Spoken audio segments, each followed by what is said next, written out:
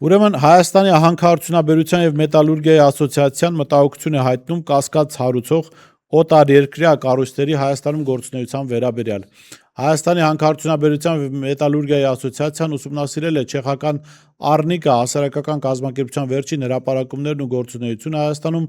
եւ լուրջ մտահոգություն է հայտնում դրանց մասնագիտական մակարդակի, թափանցիկության եւ նպատակների վերաբերյալ։ Այս առնչությամբ հունվարի 15-ին 168 ժամ թերթը հրապարակել էր մի հոդված, բավական հետաքրքիր ուսումնասիրություն է արված, որը ներկայացնում եմ ձեզ։ Ուրեմն Հայաստանում օտարերկրյա կազմակերպությունների կասկածելի գործունեության վերաբերյալ թեման պարբերաբար անդրադարձ է պահանջում։ Անհասկանալի նպատակներ հետապնդող չեխական Արնիկա հասարակական կազմակերպությունը տարիներ շարունակ պարբերաբար գալիս է Հայաստան, այստեղ որքան կարելի է հասկանալ օդի, ջրի, հողի աղտոտում գտնելու նպատակով։ Նրանց ամեն կերպ աջակցում են տեղի մի քանի հասարակական կազմակերպություններ, հիմնականում արևմտյան գրանտով սնվողները։ Թվում է, թե բնապահպանական հետազոտության մեջ ինքնին ոչ մի կասկածելի բան չպետք է լինի, բայց երբ հիշում ենք, որ այս կազմակերպության հայտարարություններից լիուլի օգտվում է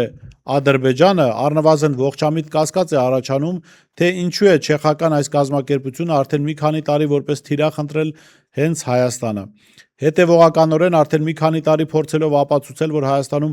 աղտոտված են ջուրն ու հողը, հատկապես լուրջ կասկածներ է առաջացնում, որ նրանք հիմա էլ այցելել են Սյունիք։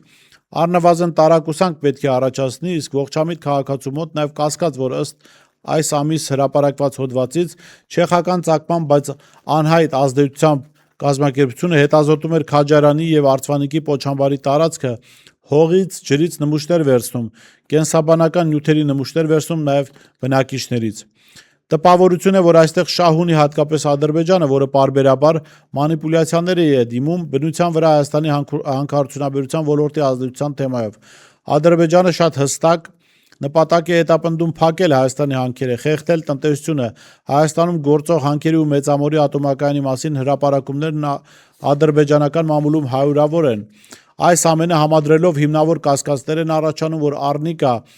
կազմակերպությունը Քաջարանի բնակիչներին լիարժեք չեն ներկայացրել իրենց գործունեության էությունը։ Տեղյակ չեն պահել, որ իրենց ծնողներից, իրենցից եւ երեխաներից վերցնում են կենսաբանական նմուշներ եւ ուղարկում դրանք արտերկիր փորձաքննության։ Իսկ ուր են նայում պետական կառույցները, արդյոք յուրաքանչյուրը կարող է քաղաքացիներից կենսաբանական նմուշներ վերցնել եւ դրանք տեղափոխել արտասահման։ Տրամաբանական կլիներ առողջապահության նախարարությունն ուսումնասիրեր Արնիկան իրավունք ունի մարդկանցից կենսաբանական նյութերի նմուշներ վերցնել, պահպանել եւ տեղափոխել։ Չեխիան թույլ կտար, որ հայկական որևէ կազմակերպություն Կարլովի վարի քաղաքի բնակիչներից կենսաբանական նմուշ հավաքեր ու բերեր Հայաստան։ Իհարկե ոչ։ Վերադառնալով հետազոտությանը, որի մասին հրապարակումը տեղադրված է Էկոլուր տեղեկատվական ՀԿ-ի կայքում, տեղ գտած հրապարակումը եւ լուսանկարները եւս հարցեր են առաջացնում։ Տարբեր վայրերից, հողից ու ջրից փորձանմուշները վերցվում են միևնույն տարայով, կադրերում երևում է նաեւ միևնույն խոզանակը, որով մի դեպքում բնակավայրից նմուշ է վերցվում, իսկ մեկ այլ տարբերակով Պոչամբարի հարակից տարածքից։ Կասկածելի է թվում նաեւ ջրից նմուշառում անելու համար կոլբայի մաքրությունը։ Պարզից էլ պարզ է, որ նման պայմաններում վերցված նմուշներից փորձաքննության պատասխանները հավաստի եւ ճշգրիտ չեն կարող լինել։ Պետական մեկ այլ բարմնի ազգային անվտանգության ծառայության ուշադրությունն էլ հրավիրում ենք այն հանգամանքի վրա, որ արտասահմանյան կազմակերպության ներկայացուցիչները շրջում են սահմանամերձ բնակավայրերում, լուսանկարանում, տեսագրում ռազմավարական կառույց համարվող Արցվանիկի պոչամբարը ու չի բացառվում նաև հարևանությամբ առկա զորամասը։ Այն դեպքում, երբ հայաստանցի լրագրողներն այդ տարածքում նկարանումներ անելուց առաջ պետք է ստանան ԱԱԾ համաձայնությունը։ Հիշեցնենք, նախկինում աղմուկ հանած պատմությունը, երբ ռուսախոս լրագրողը հարցազրույցներ էր վերցրել տեղացի բնապահպաններից, այդ թվում Արնիկայի հետ համագործակցող ՀԿ-ի ղեկավար Ինգա Զարաֆյանից ու հետագայում այդ տեսանյութը հայտնվել էր ադրբեջանական Բաքու TV հեռուստաալիքի եթերում։ Ուրեմն մենք նախորդ տարի էլ անդրադարձել էինք այս թեմային, ադրբեջանցիները բավական ակտիվ այս ուղղությամբ աշխատում են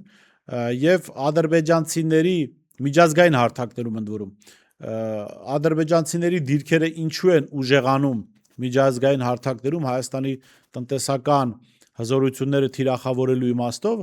որովհետև նրանք մշտապես հղում են անում հայաստանցի, այսպես ասած, բնապահպաններին։ Ասենք պատկերացեք գնում են միջազգային ինչ-որ կառույցի դուռը, ասում են հայերը Հայաստանը բնապահպանական խնդիրներ է ստեղծում տարածաշրջանի համար, այդ կեղտոտված ջրերը գալիս են այդ թվում նաև մեզ, թունավորում են մեր հողերը եւ մենք կամ այլ պետությունների տարածքներ են գնում եւ թունավորում են այդ պետության հողերը եւ մենք գանգատ ունենք այս իմաստով։ Բնականաբար Ադրբեջանը այստեղ կարող է սուբյեկտիվ դիտվել, եթե իրենք զուտ իրենց այսպես ասած ուսումնասիրությունները ներկայացնեն, բայց ինչ են անում ադրբեջանցիները, ասում են, հա, տեսեք, մենք չենք ուսումնասիրել, այս մտահոգությունները մերը չի որ կա, այլ հենա հայաստանցի, այսպես ասած, բնապահպաններ իրենց զեկույցներում գրում են, ներկայացնում են աղտոտված միջավայրը, որ կա Հայաստանում, եւ այդ միջավայրը, որ դուրս է գալիս հարևան երկրներ,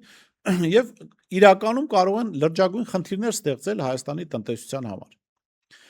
Եվ զարմանալի է, որ Ազգային անվտանգության ծառայությունը, իշխանությունները ուղղակի անտարբերության են մատնում սա։ Դուք պատկերացրեք մի նման հրապարակում հանկարծ իշխանությունների մասին լիներ, այդ հրապարակման հեղինակը հիմա վաղուց բանտում կլիներ, եթե դա հետո Ադրբեջանի կողմից օգտագործվեր այդ իշխանության ներկայացուցիչի դեմ։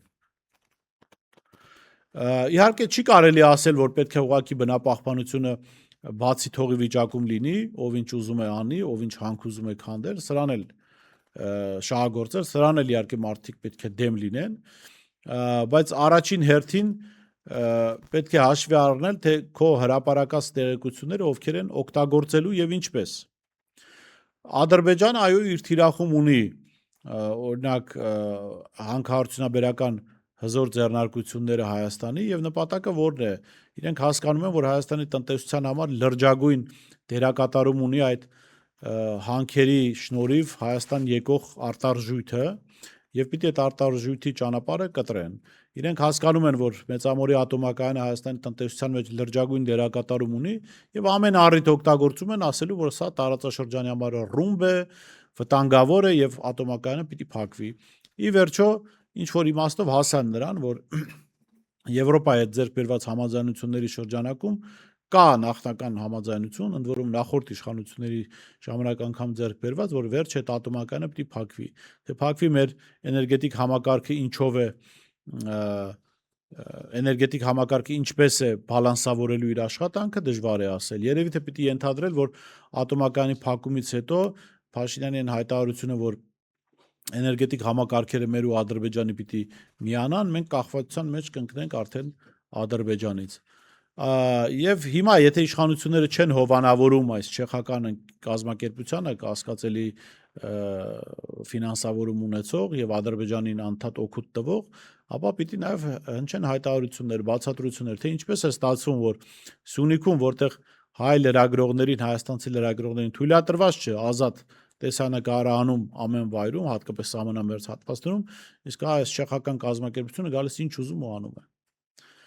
Մենք կարող ենք օրինակ այդ չեխական կազմակերպությանը խնդրել, որ գնա Ադրբեջանի տարածքում եղած հանքերի շրջակայքում ուսումնասիրություն անի, դե թող ռիսկ անեն գնան, թող փորձեն գնան եւ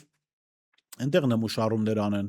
ադրբեջանցիներից կենսաբանական նմուշներ վերցնեն, հետո զեկույցներ հրապարակեն։